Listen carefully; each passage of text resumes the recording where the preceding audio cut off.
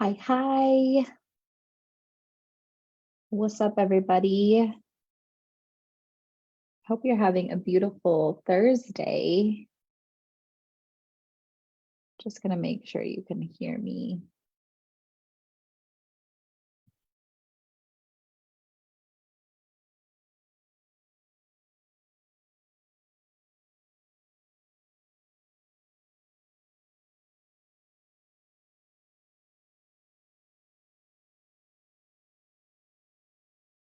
Drop a hello if you're saying hi today.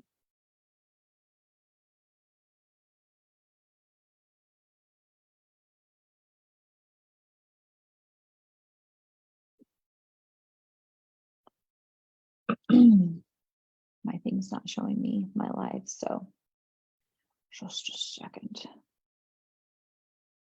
Oh, there I am. What's up, everybody? Cool. Hi, hi.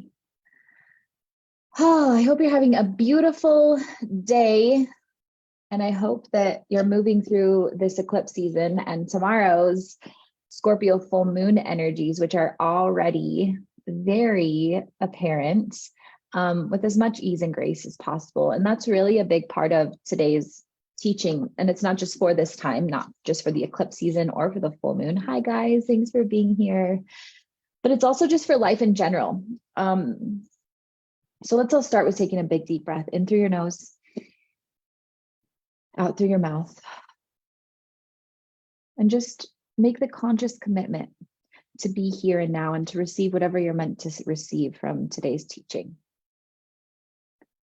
What I want to share with you is inspired by a conversation I had with my daughter last night that I didn't realize, which is what always happens. I didn't realize at the time was exactly what I needed to hear to step out of some patterns and cycles that I was moving through.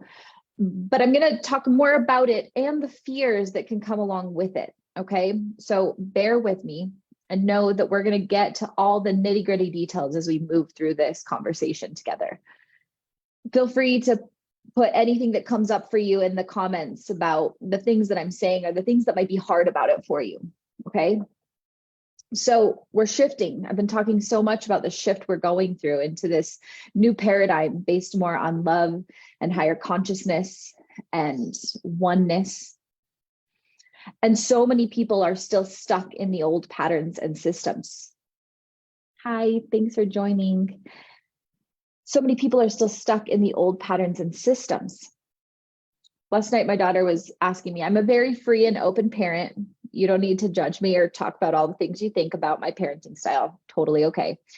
But I let my kids make conscious decisions about what they want to do with their life each day, whether that's go to school or work on their business or just do nothing, honor their body, mind, and spirit. My daughter last night was making a decision about if she wanted to take these state tests that are coming up and if she wanted to go to school today and the things that she was moving into in life and in her career. And she was asking like, Mom, what should I do? What should I do tomorrow?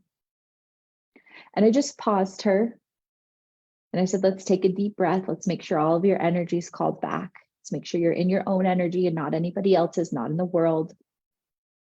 And I want you to ask yourself, what do I want to do? What brings me the most joy? What does my heart desire to do tomorrow? And she said, I really want to have an easy day. I want to wake up and I want to read in the backyard. And I want to go on a drive with you and maybe go see Nana and Papa. And I said, okay, so do that. And she's like, but what if I shouldn't? And I said, do you desire it? And she said, yes. And I said, then do that. I said, you have an intention for what you want to create in the future. You know what your career is. You know that it doesn't require certain things that you're doing right now. You have a desire for something bigger than what you're doing right now. You have an attunement with your body, what your body needs. What your body needs tomorrow is rest and relaxation and to read a good book in nature. And you have a desire to have a really easy, chill day and to connect with some of your family. Where do you think these shoulds are coming from? And she said, well, my teachers this week have been lecturing about how important these things are. And I said, okay, well, what evidence do you have is that that is true? And she said, none. And I said, why don't you Google right now what these state tests are for? And she did. And this isn't about politics or testing or anything, okay? I used to be a teacher and administrator. I'm not bashing anything. I'm just letting you know the conversation. So she Googles, what are the state tests for? And she says, oh, it's just a report card for the schools to see how well they're doing. It has nothing to do with my future. And I said, okay. And she's like, oh, okay. So it was really just, validation for if I would get a good score and if I had done good enough. And I was like, does that feel good to seek validation? And she said, not really. And I said, cool. And so she said, so I'm not going to school tomorrow. And that's what she chose. And she woke up this morning and she had a great day and she got her first sell on one of her new poetry items and everything started to work out for her. Right. And this is just one small way that we can follow our joy and our desires. We are so inclined to think that the most productive thing, the most successful thing, the most right thing is all the things that everybody else tells us we should do. And sometimes what your inner voice is saying is quit your job, is do nothing today.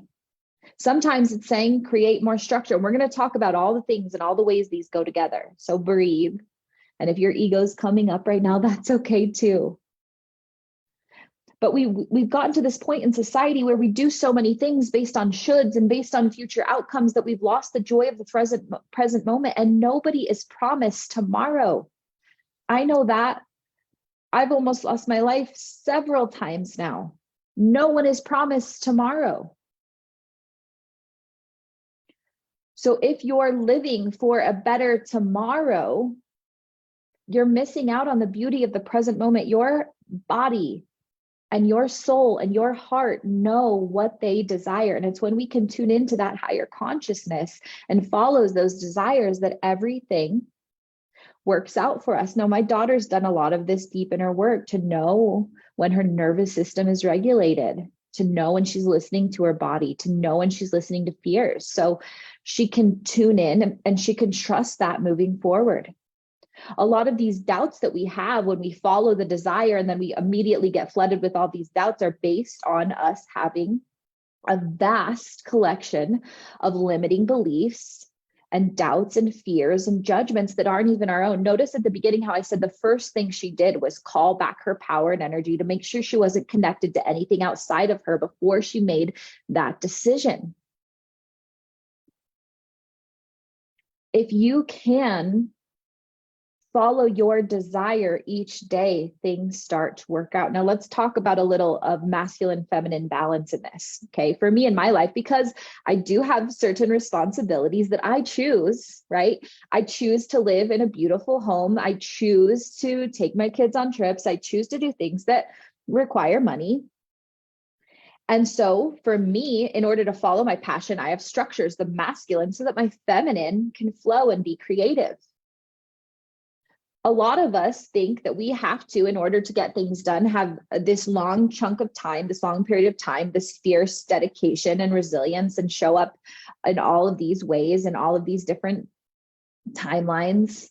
And really what we're doing is we're trying to stay busy to avoid the things we actually desire. For me, what my day looks like is waking up and doing my morning routine, which consists of first saying a prayer of gratitude, then getting connected fully into my consciousness, stepping my feet on the ground and getting grounded, doing a long meditation, cleansing my body, mind, and spirit, and moving forward with my day.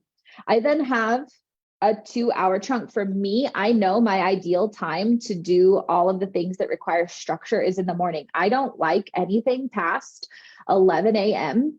to have any rules or restrictions. That's how my body, my spirit, my soul work best. That's what my feminine needs. My feminine needs that freedom, but she also needs a container to feel safe in that freedom. So my masculine energy created a structure where every morning from around 8:30 until about 11 or 11:30, I do certain tasks that create movement and motion in my business. I do things like these recordings. I do things like writing. I do things like creating reels, working with clients, and all of the content. And as soon as my time is done, sometimes I'll go on if I'm inspired to continue working. Sometimes I'll continue working. I'll create a meditation, whatever it looks like. right? And sometimes I'll be done, and I'll be done with the knowing that I put in the work that I felt like I needed to that day, and I'll be totally in my feminine flow. And then throughout the day, almost always, I'm deeply inspired because my feminine is so free and flowing. I'm inspired to serve others. And then I see that show up in my life as another form of blessing or receiving. I'm inspired to make a connection with somebody who then leads to another opportunity in my business or my life, or maybe a new trip that I get to go on with my kids. It's because I've let go of all the shoulds of what all the things should look like. And I'm simply living in the moment. Now, notice how in the morning I've created that structure. So because I had all of these shoulds, and we do live in the 3D world right now, and there are certain things that need to be done, and that's okay. We can all do them according to our own rhyme and reason. But I can be in my complete feminine flow in the evenings because I have created that structure in the morning to do the things that I felt needed to be done. That discipline, that dedication to every day wake up and do my meditation. I'm no longer thinking throughout the day, oh my goodness, you have to do your meditation. Now, I meditate frequently throughout the day because I love it and desire it, but I'm not thinking about the meditation because I did it in the morning.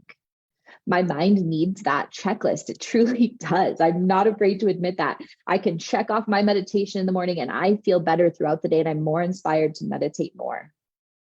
I can do my hot yoga in the morning and I am more inspired to maybe do a little extra in the night, or just let myself off the hook.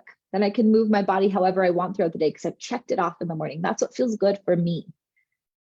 I can flow and create and do all the things that I'm inspired to do in the evenings because I know in the morning I did my own checklist. That's my masculine structure. Now, this is going to look different for all of you, but I'm here to remind you that as you follow your desire, there is always a way that works absolutely perfectly for you and the way you show up.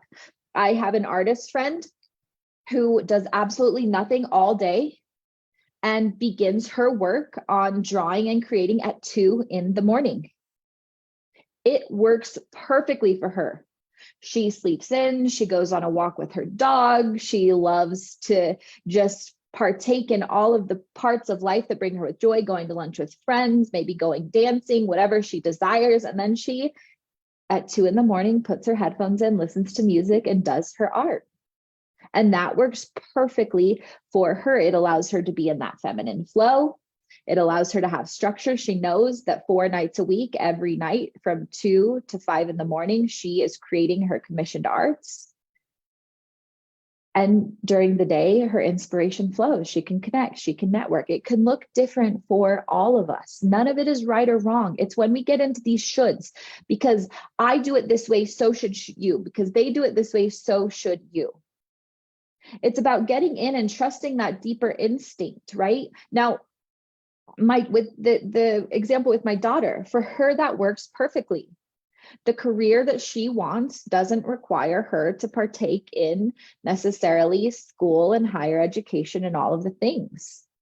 Some kids might desire to grow up and be a doctor, and for that, they need to go to school and do all of the things. But they're also going to have that deeper drive to go and show up for all those things because it's part of their desire, their intention, their dream. It doesn't feel like a should to them. It's a desire for them to learn more.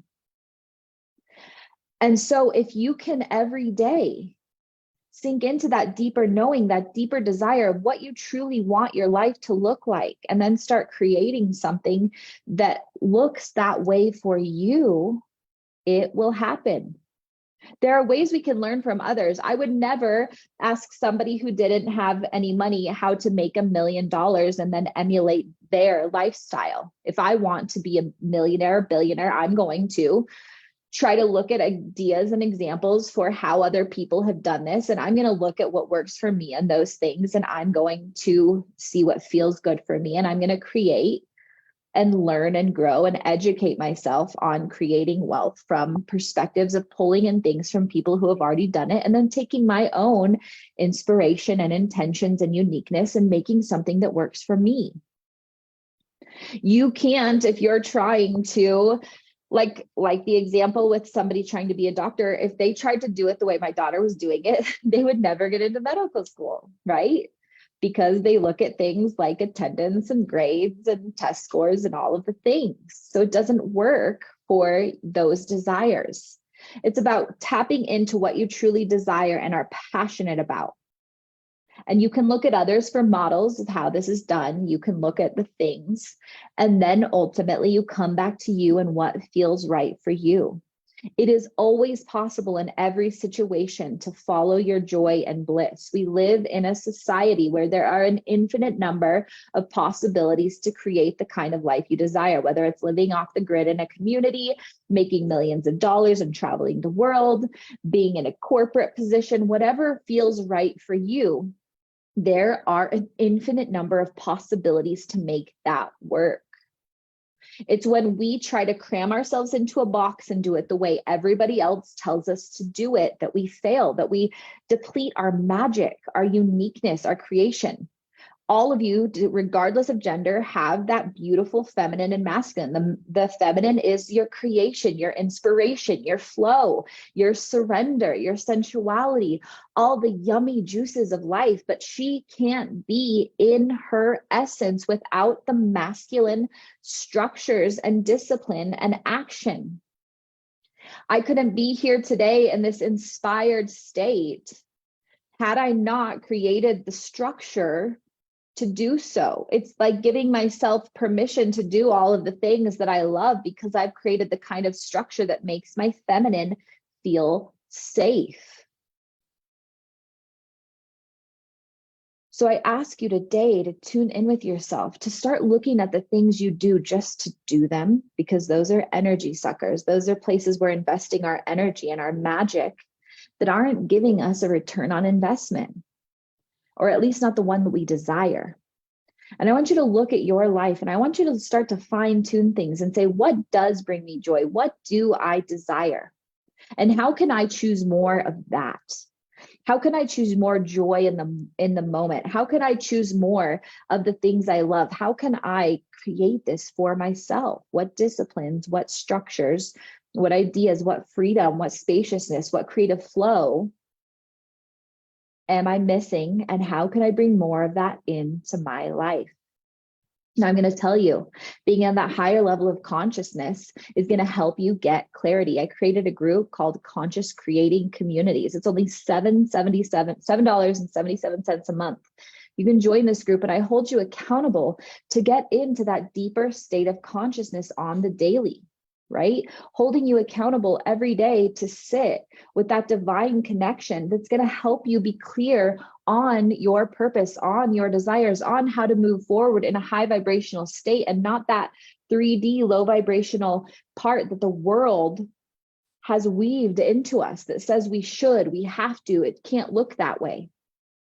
It's through my own meditation practice, my own prayer practice. So for me, prayer is talking to my higher conscious. It's the time when I sit and I share my gratitude, my desires, my even hard moments with my higher consciousness. I view it as my higher self, the universe. You can view it as whatever you want. It doesn't matter. It works with whatever label you put on it. My prayer is that communion with it. And I listen in meditation to the answers, to the knowings.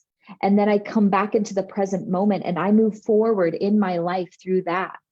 Now, part of this conscious creating community is also holding yourself accountable to doing the things that keep you a clear and open channel, right? Eating healthy, clean foods, doing some kind of sacred body movement, being really mindful and present with yourself all day.